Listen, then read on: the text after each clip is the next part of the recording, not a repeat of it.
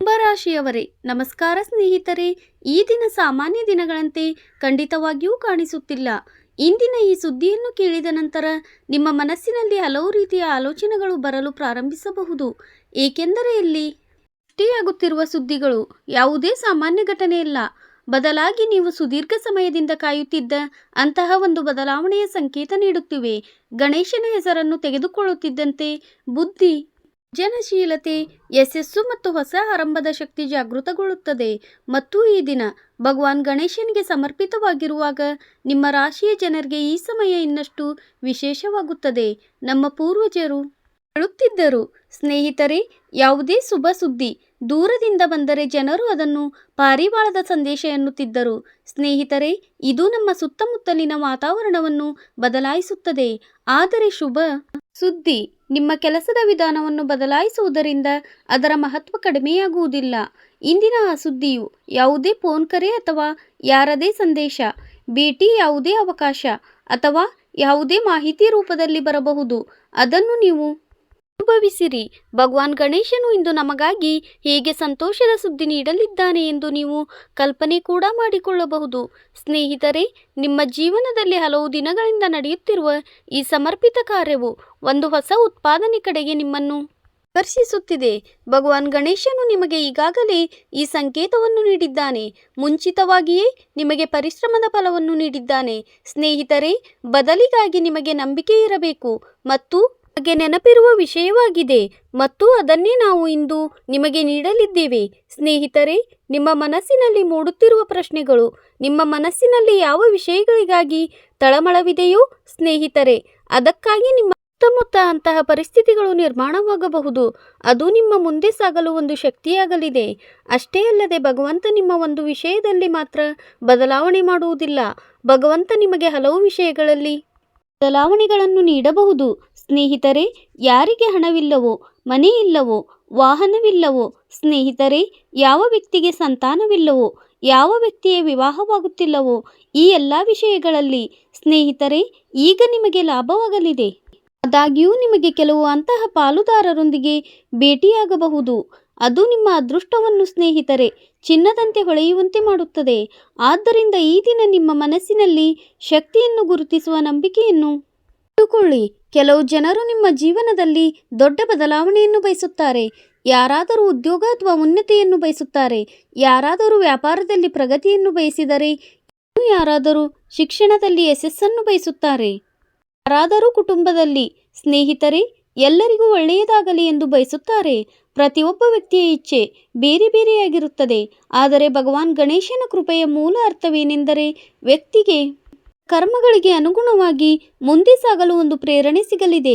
ಅದಕ್ಕಾಗಿಯೇ ಇಂದಿನ ದಿನ ಕೇವಲ ಕಾಯುವುದಕ್ಕಾಗಿ ಮಾತ್ರವಲ್ಲದೆ ತನ್ನ ಗುರಿಯತ್ತ ಹೆಜ್ಜೆ ಇಡುವುದಕ್ಕೂ ಆಗಿದೆ. ಕಲ್ಪನೆ ಮಾಡಿಕೊಳ್ಳಿ, ನೀವು ನಿಮ್ಮ ಸಾಮಾನ್ಯ ಕೆಲಸಗಳಲ್ಲಿ ಆಗಿರುವಾಗ ನಿಮಗೆ ಅಂತಹ ಮಾಹಿತಿ ಲಭ್ಯವಾಗುತ್ತದೆ. ಅದು ನಿಮ್ಮ ಮುಖದಲ್ಲಿ ನಗುವನ್ನು ತರಿಸುತ್ತದೆ. ಇದನ್ನೇ ಭಗವಂತನನ್ನು ಪ್ರಾರ್ಥಿಸಲು ಸ್ನೇಹಿತರೆ ಜನರು ಪಾರಿವಾಳದ ದ್ವಾರವನ್ನು ಮಾಡುತ್ತಾರೆ. ಅಂದರೆ ಸ್ನೇಹಿತರೆ, ನಿಮ್ಮ ಮನೆಯ ಮುಂದೆ ಒಂದು ಕಾಗದ ಮೇಲಾದರೂ ಪಾರಿವಾಳದ ಚಿತ್ರವನ್ನು ಬಿಡಿಸಿ ತೂಗು ಹಾಕಿದರೆ ಒಂದು ವಾರದ ಒಳಗೆ ಭಗವಾನ್ ಗಣೇಶನು ನಿಮಗೆ ಯಾವುದಾದರೂ ಒಂದು ರೂಪದಲ್ಲಿ ಸ್ನೇಹಿತರೆ ನಿಮ್ಮ ಮನೆಗೆ ತುಂಬಾ ದೊಡ್ಡ ಶುಭ ಸುದ್ದಿಯನ್ನು ತರಬಹುದು. ಭಗವಾನ್ ಗಣೇಶನನ್ನು ವಿಘ್ನಹರ್ತ ಎಂದು ಕರೆಯಲಾಗುತ್ತದೆ. ಇದರ ಅರ್ಥವೇನೆಂದರೆ ಜೀವನದಲ್ಲಿ ಯಾವುದೇ ಸವಾಲುಗಳು ಬರುವುದಿಲ್ಲ ಎಂದಲ್ಲ, ಬದಲಿಗೆ ವ್ಯಕ್ತಿಗೆ ಸವಾಲುಗಳಿಂದ ಹೊರಬರಲು ಒಂದು ತಿಳುವಳಿಕೆ ಮತ್ತು ಶಕ್ತಿ ಪ್ರಾರ್ಥನೆಯಿಂದ ಲಭಿಸುತ್ತದೆ. ನಿಮ್ಮ ರಾಶಿಯವರಿಗೆ ಇದು ಒಳಗಿನ ಅಡಗಿರುವ ಸಾಮರ್ಥ್ಯವನ್ನು ಗುರುತಿಸುವ ಸುದ್ದಿಯಾಗಿದೆ. ಅದಕ್ಕಾಗಿಯೇ ಮೊದಲು ಕಠಿಣವೆನಿಸುತ್ತಿದ್ದ ಆ ಕೆಲಸ ಈಗ ಸಾಧ್ಯವಾಗುತ್ತದೆ. ಅದಕ್ಕಾಗಿಯೇ ಮುಂಚೆ ರಸ್ತೆ ಮುಚ್ಚಿತ್ತು ಸ್ನೇಹಿತರೆ, ಈಗ ನಿಮಗೆ ದಾರಿ ಕಾಣಿಸುತ್ತದೆ. ಈ ದಿನ ಸ್ನೇಹಿತರೆ ವಿಶೇಷವಾಗಿ ಬುದ್ಧಿ ಮತ್ತು ವಿವೇಕಕ್ಕೆ ಸಂಬಂಧಿಸಿದ್ದಾಗಿದೆ. ಅದಕ್ಕಾಗಿಯೇ ಈ ದಿನ ಯೋಚಿಸಿ ನಿರ್ಧಾರ ಕೈಗೊಂಡರೆ ಅದು ಭವಿಷ್ಯದಲ್ಲಿ ತುಂಬ ದೊಡ್ಡ ಲಾಭದಾಯಕವಾಗುತ್ತದೆ. ಅದಕ್ಕಾಗಿಯೇ ನಿಮ್ಮ ಮುಂದೆ ಯಾವುದೇ ಹೊಸ ಅವಕಾಶ ಬಂದರೆ ಅದನ್ನು ಗಮನವಿಟ್ಟು ಅರ್ಥ ಮಾಡಿಕೊಳ್ಳಿ, ನೆನಪಿನಲ್ಲಿಡಿ ಮತ್ತು ಮಾಹಿತಿ ಸಿಕ್ಕರೆ ಅದನ್ನು ಗಂಭೀರವಾಗಿ ನೋಡಿ. ಒಂದು ವೇಳೆ ವ್ಯಕ್ತಿಗೆ ಸಹಾಯದ ಹಸ್ತ ದೊರೆತರೆ ಅದರ ಮಹತ್ವವನ್ನು ಗುರುತಿಸಿ.